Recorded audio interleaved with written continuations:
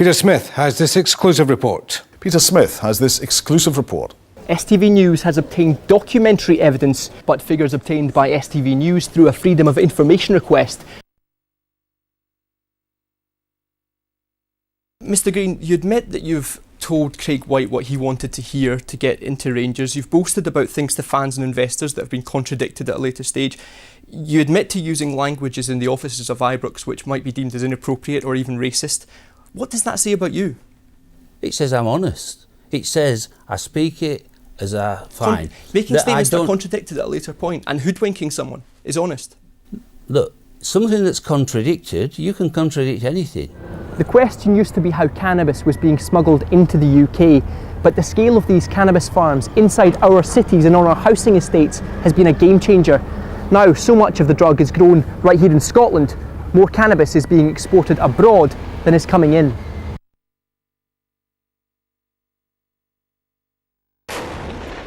It seems diplomacy, whether by design or by accident, might now offer the US, Russia and Bashar al-Assad a way out of this standoff.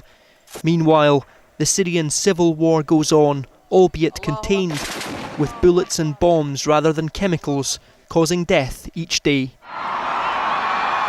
White smoke billowing from the Sistine Chapel marks the appointment of a new pope.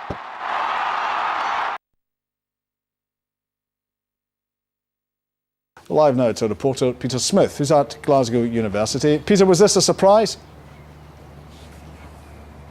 Well, John, as we know in the traditions of British politics, it's usually a moderate candidate who's the favourite. At least 200 Rangers supporters are expected here in the next hour, and these are the 50 questions they've prepared to put directly to the people at the top of their club.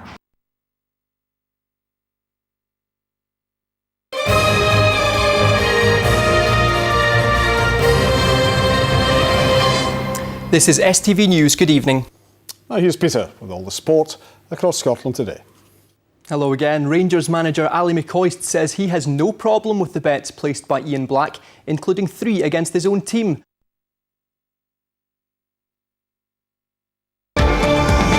Cannabis farming is flourishing in Scotland. It's an illegal industry that exploits human trafficking to produce a potent drug. Its production here is now dominated by Vietnamese and Chinese gangs. They've been so successful, Scotland is now believed to be a net exporter of cannabis. Here's Scotland Tonight's Peter Smith. Cannabis. It's the most commonly used illegal drug in Scotland. Most cannabis users have only ever seen the drug like this, in a relatively small amount, or like this, in a joint.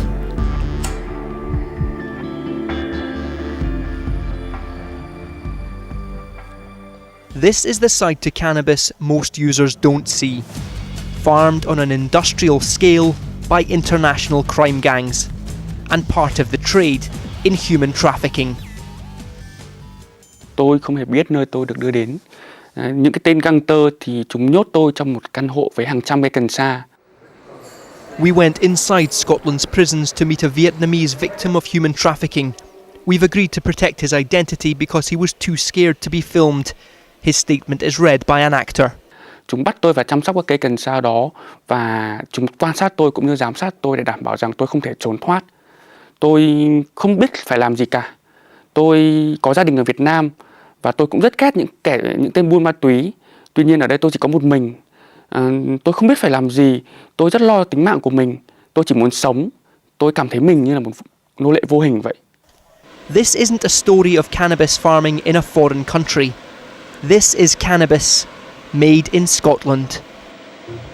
Commercial farming of cannabis is dominated by gangs from Vietnam and China.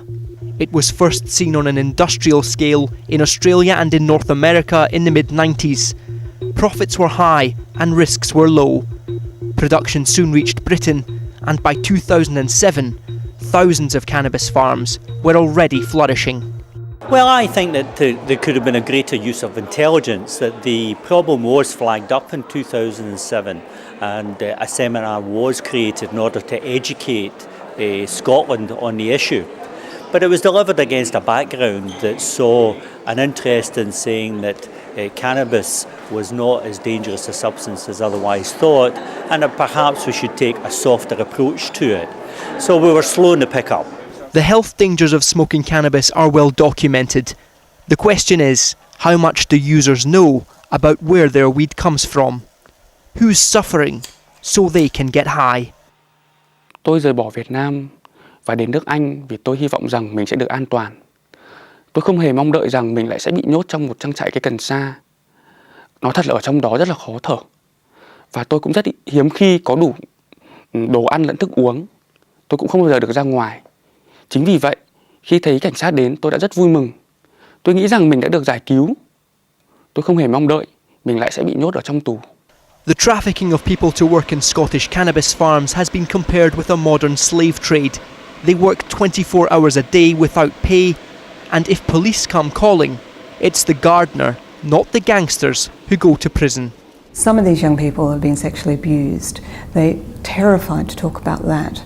And the criminals use the fact that the police are arresting them to continually coerce them, to threaten them, to say, don't tell the truth because you'll be arrested. The real traffickers and the real criminals are not even being touched. The question used to be how cannabis was being smuggled into the UK, but the scale of these cannabis farms inside our cities and on our housing estates has been a game changer. Now, so much of the drug is grown right here in Scotland. More cannabis is being exported abroad than is coming in. Cannabis is big business for organised crime, and in Scotland, it's thriving. Side by side with the man he publicly refers to as his packy friend, Show Racism the Red Card today condemned the Rangers chief executive for what they called the ill-advised use of racist and offensive language. Look, the point I made when I was being interviewed the other day was that, my relationship with Imran and his relationship with me, where, he calls me a Yorkshire so-and-so. I mean...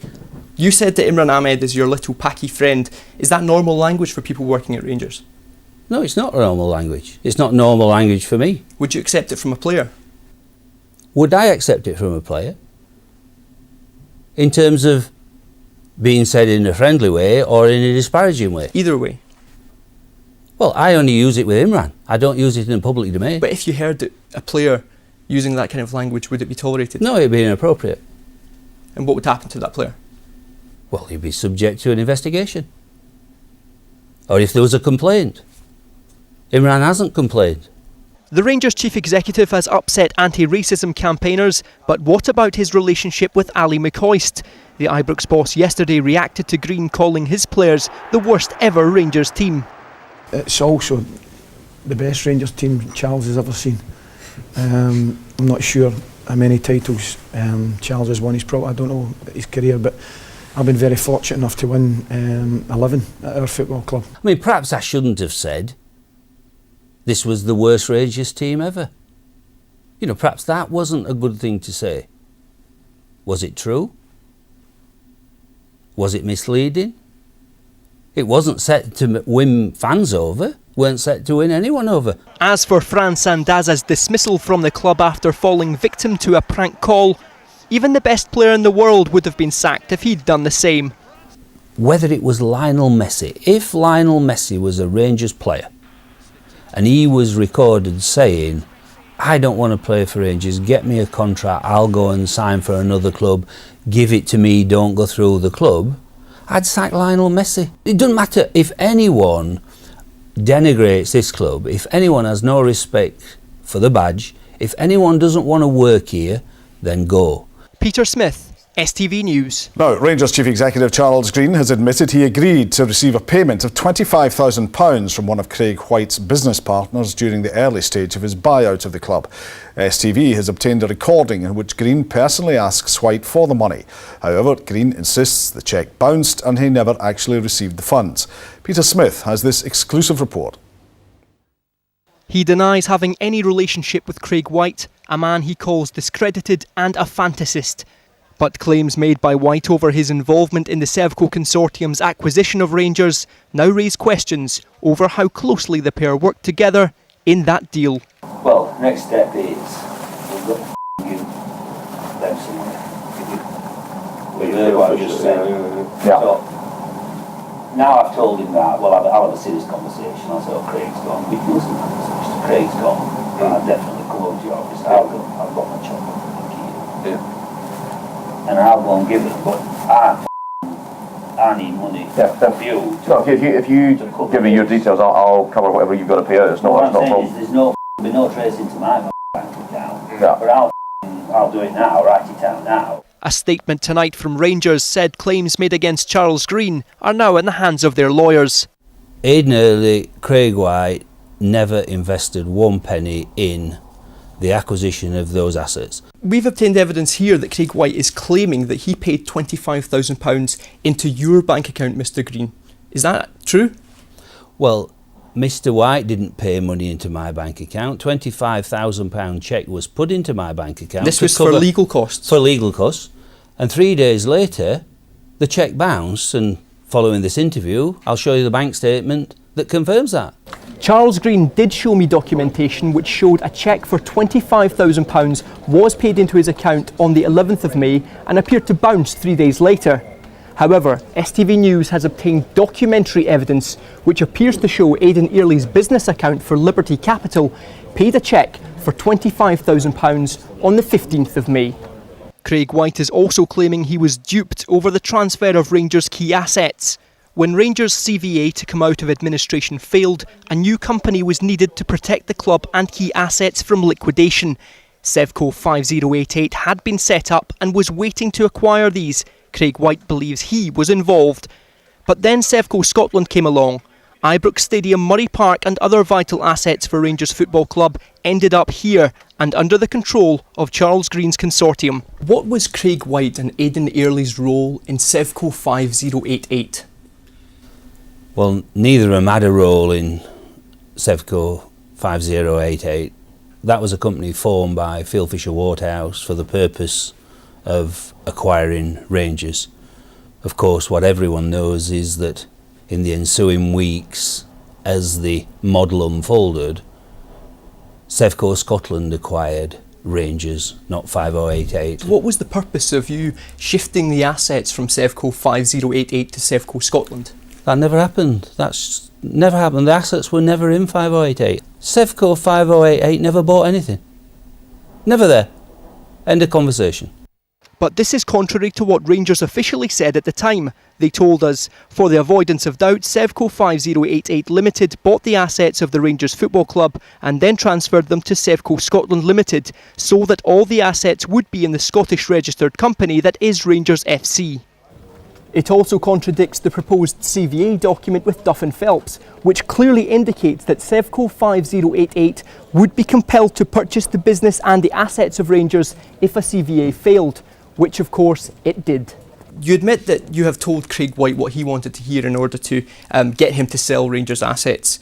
Have you or Imran Ahmed ever misled the Rangers supporters by telling them what they wanted to hear? Never. Never? Never. You're clear about that? Absolutely clear. What about when you said that Manchester United were supportive of Rangers moving to the Premiership? Yeah. They've clearly said that they're against it. The spokesman did. So do you think Alex Ferguson would like to see Rangers in this league? So it was Alex Ferguson. Manchester United. You define Manchester United. Who at Manchester United told you that you were wanted in the Premiership? I've had discussions with a number of clubs. Who at Manchester United told you that you were wanted in the Premiership? Well, why do we want to know that?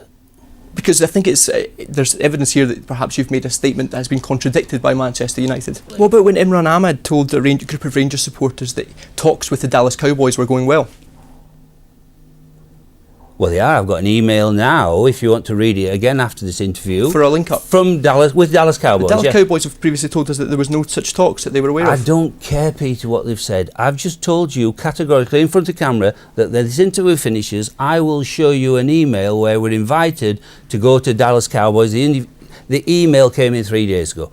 To this point, no such email has been presented to us.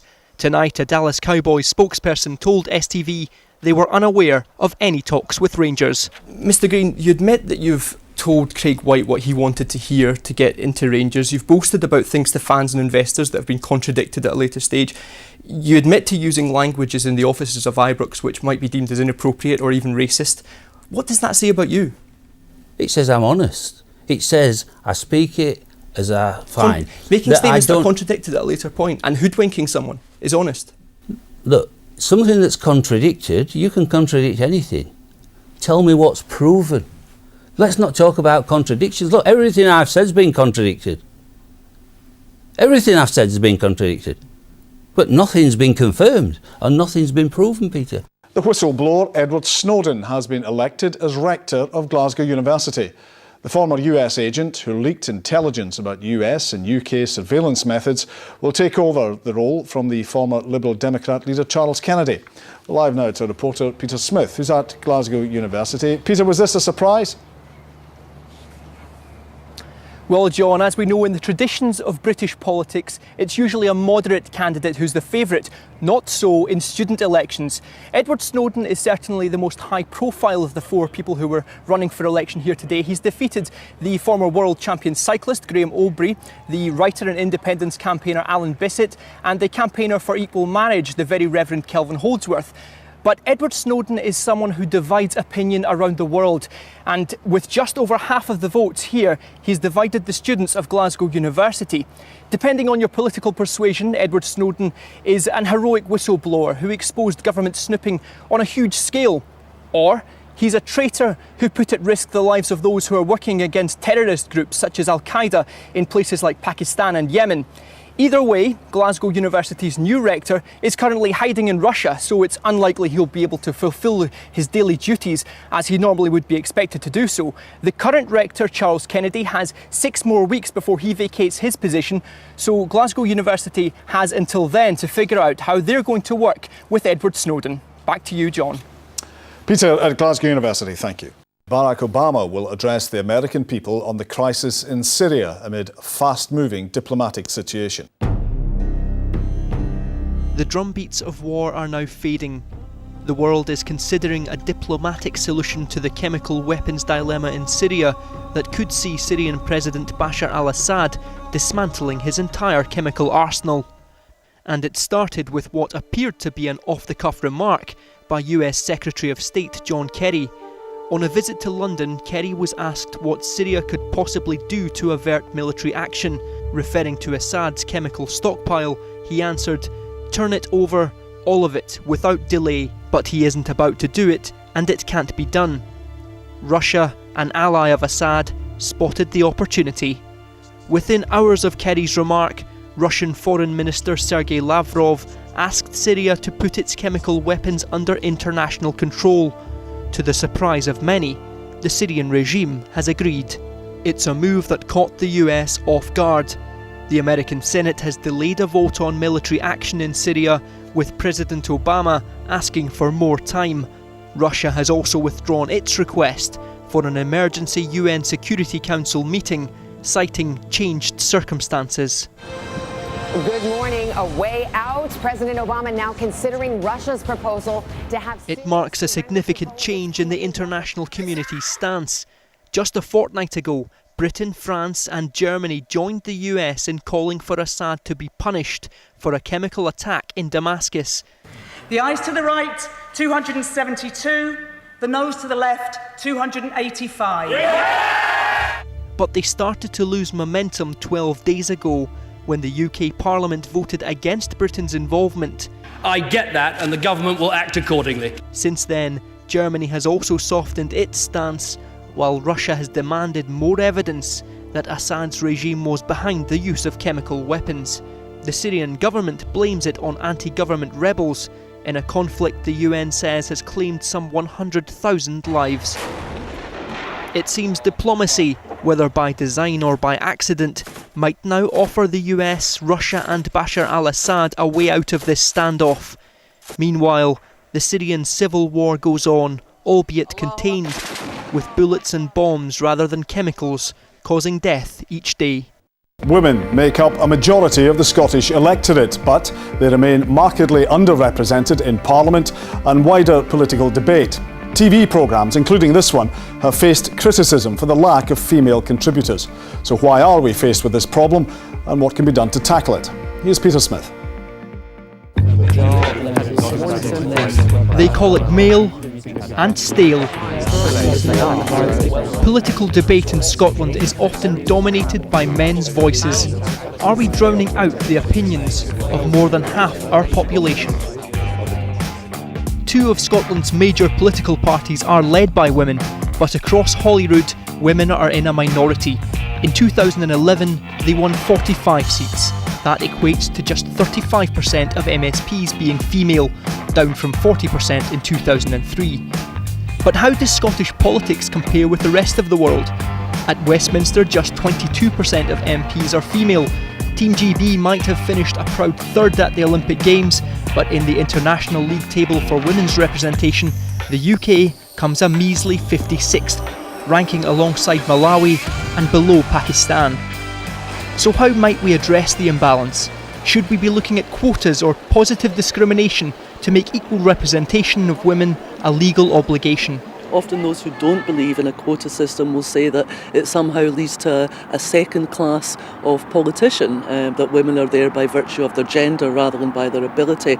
I don't think that's true. I think we're almost 100 years since women in the UK got the vote. Women are still dreadfully underrepresented in all spheres of public life, and perhaps quotas is something that we ought to give more serious attention to. Broadcast media in Scotland has also been criticised for underrepresenting female voices.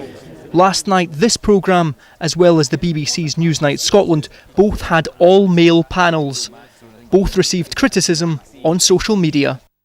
Too often in our television programmes and our radio programmes, because men are the ones who are given a platform to the exclusion of women in Scotland, I think we end up with a fairly narrow view of what constitutes political debate. Women have views on a range of matters at this time in Scottish politics, and I think more women, and many men too, would like to see these views represented on our television screens and in our radio programmes.